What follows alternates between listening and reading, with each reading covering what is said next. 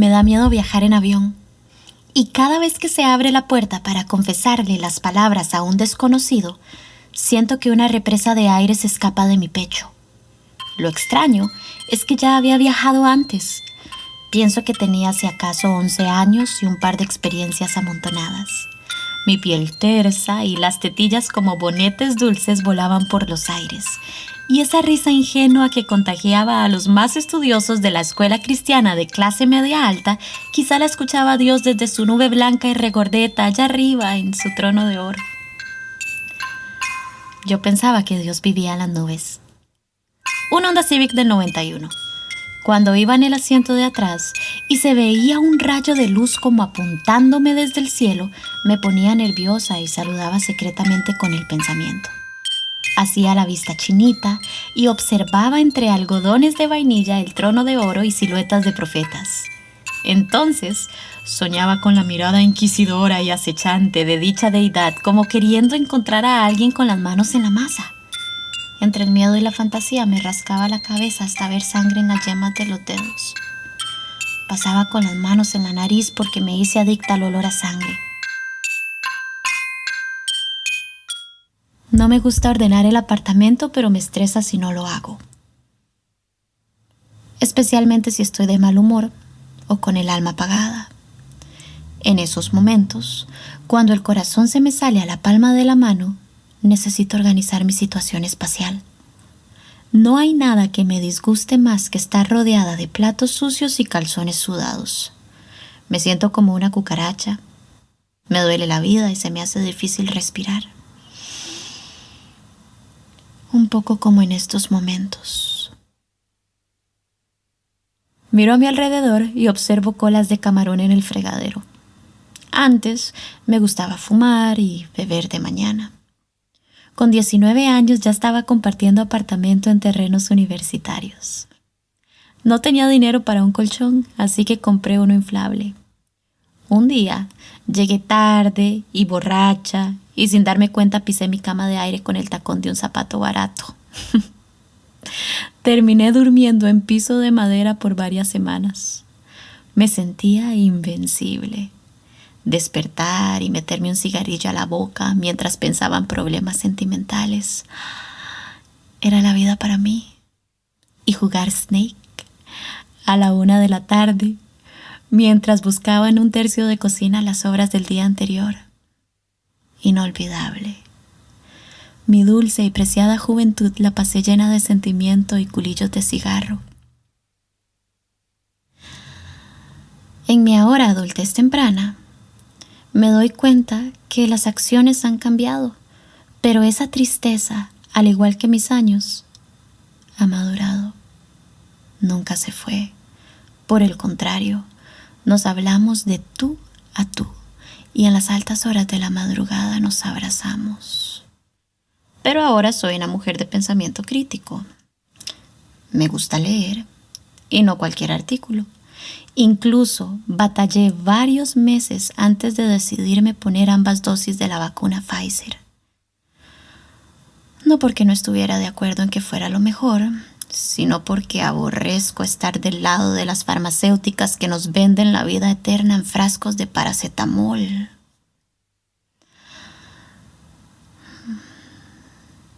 Un buen trozo de guanábana y una buena sobada resultan casi siempre más efectivos que una ida al doctor. No estoy diciendo que no vayan. Todo, en medida, es necesario.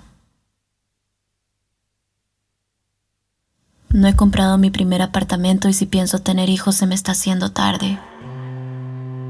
Quiero tener hijos, pero no he comprado mi primer apartamento. Quiero tener hijos, pero el sistema económico mundial está por el suelo. Le agradezco al universo haberme puesto 2 espíritus, refiriéndose a la espiritualidad de los pueblos originarios americanos. No necesito preocuparme por sentar cabeza en un matrimonio heterosexual. Mi esencia no sigue la norma y mi esencia es mi estado natural y mi marca espiritual. Tener hijos es un deseo lejano y estoy emocionada con la idea de algún día adoptar. ¿Por qué los cristianos no adoptan? No entiendo la incoherencia discursiva de algunos partidos políticos. Me aterra la raíz colonizadora detrás de la religión. Mi mamá dice que me alejé de la iglesia para justificar mis pecados y así poder practicar el lesbianismo. Mi relación con mi mamá es más tóxica que mi primera novia. Cada vez que intento debatir temas cristianos con mis allegados se me nubla la vida de trauma. La cultura le sabe bien a los que escriben las páginas del mundo para que los pobres de mente las repitan sin cuestionamiento alguno. Pero esto no es una clase de historia y es imposible educar al maleducado. No justifico el trauma de mi madre y no es mi responsabilidad arreglarlo.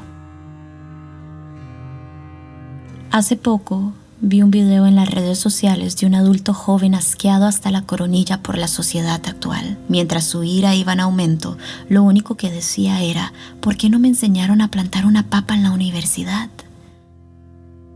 Hablaba de todo lo que aprendió a través de su vida, pero que nunca le enseñaron a plantar. Es lo básico, ¿no? En un video de 2 minutos entendí la asquerosa escoria que levantamos aquellos pertenecientes a la clase trabajadora. Mi cuerpo sabe que mi generación debería liderar naciones y no se explica cómo siguen los viejos decrépitos y sedientos de muchachitas de tercer mundo gastando los pocos segundos de paciencia que le quedan a la madre tierra. Estoy completamente conforme a ser devorada por la naturaleza. La idea me aligera el pensamiento. Y siguen los treintones en los países pobres de América Latina metidos en las enaguas de su casa porque el salario no les alcanza para el alquiler. La fuerza del mundo ha sido obligada a permanecer en estado vegetativo mientras las calaveras siguen bailando. Vivimos aferrados a una huerta podrida. Con las extremidades atadas nos siembran en el cerebro el fracaso y falsos intentos de superación en hipotecas de 30 años.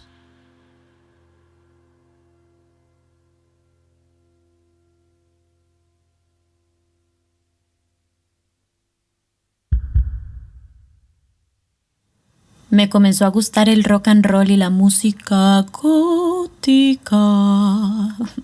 Sentía la liberación y la adrenalina que veía en los movimientos dancísticos en la iglesia de mi padre, porque claro que soy hija de un pastor. Es cliché. De esas mini ovejas que vieron los primeros exorcismos desde las ventanas del cuarto de cunas y de las que se quedaban dormidas en las bancas frías de madera mientras los adultos dormitaban como fantasmas en los cultos de oración. El olfato tiene memoria. Para Halloween, el morbo a sentir miedo los hacía descifrar los mensajes ocultos y satánicos de las películas para niños y de los rituales paganos del 31 de octubre que practicaban los países primermundistas. Me entraba un frío en el pecho cuando decían que sacrificaban chiquitos. Odiaba ir a la iglesia y nunca la relacioné con Dios. Una de las tantas veces expresaron que teníamos que levantar ambas manos en adoración. Yo no quería levantar mis manos. Aún siento mi propia vergüenza al siquiera pensar en ello. Pero entonces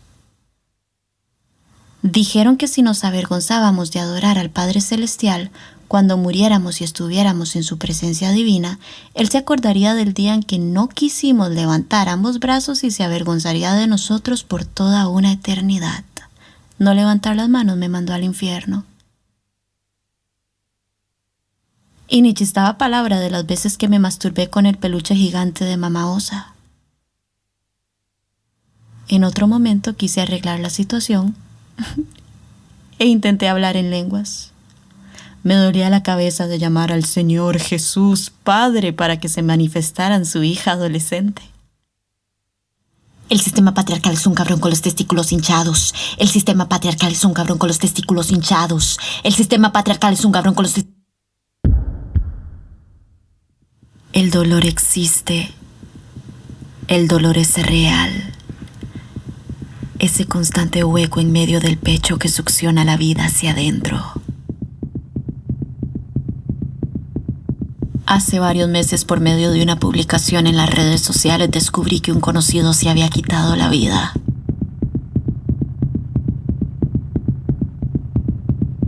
Los rumores vienen y van, y no me interesan los rumores.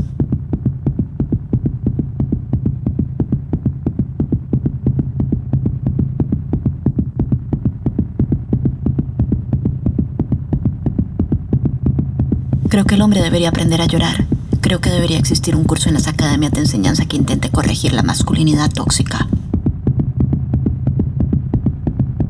Y saber que aún existen hombrecitos que en su delicada vulnerabilidad aún piensan que las condiciones son iguales. No, no, no y no. El privilegio le sabe bien al chancho de monte. Mi primo, el hombre que hablaba conmigo en el Parque Morazán, el taxista que intentó violarme a 100 metros de llegar a mi casa, el cineasta que se sacó el pene porque en una de nuestras conversaciones mencioné que también sentía atracción por el género masculino, el otro taxista que decidió hablarme de sexo todo el camino gozándose de mi obvia incomodidad, el hombre de 32 años que llegó a buscarme al colegio cuando yo apenas tenía 15 míseras primaveras.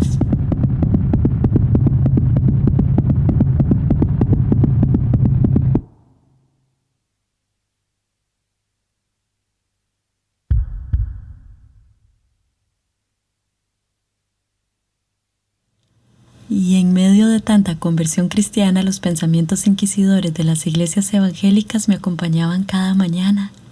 De lunes a viernes desayunábamos versículos antiguos con licuados de leche y papaya. Yo ya tenía una sensación de lo que consideraban ellos que era profano.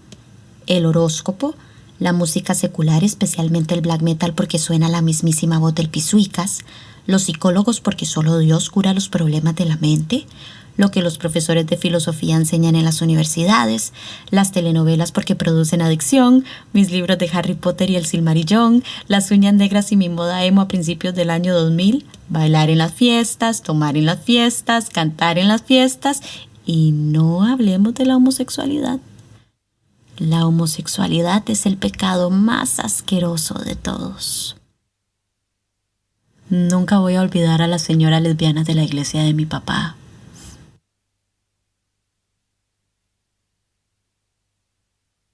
El pene antes que la vagina. ¿El pene solo? Sagrado. El pene y la vagina, sagrados. La vagina sola, necesita pene. El pene y pene, qué asco. La vagina y vagina, solamente para el deleite de los hombres.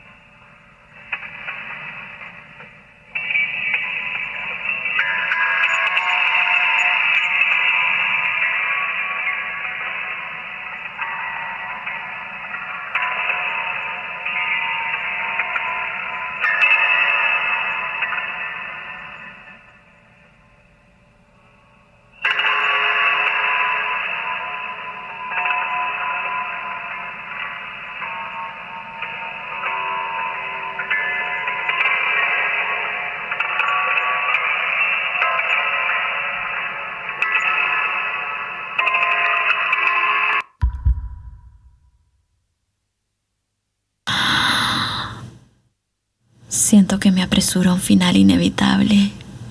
¿Y qué es todo esto? Sino pensamientos al aire hechos carne y sentimiento.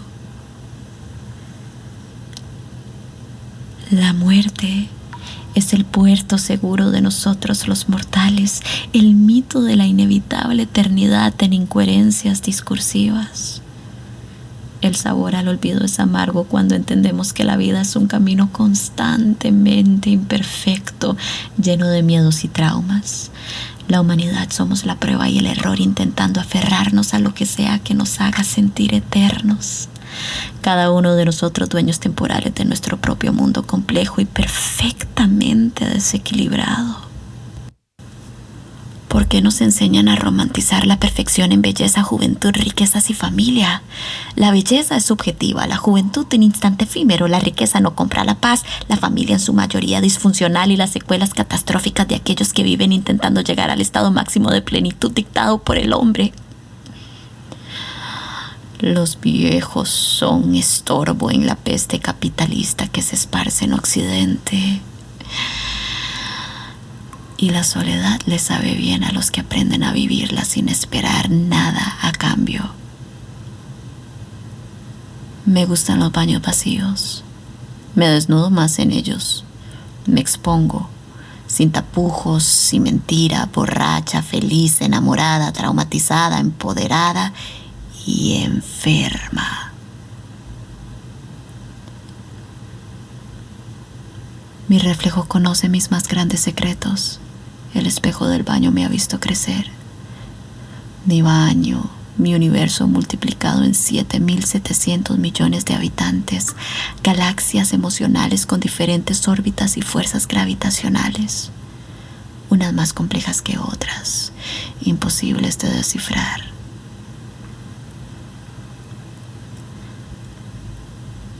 Nos llevamos la sensación de baño cuando abrimos la puerta y salimos de él. Y después,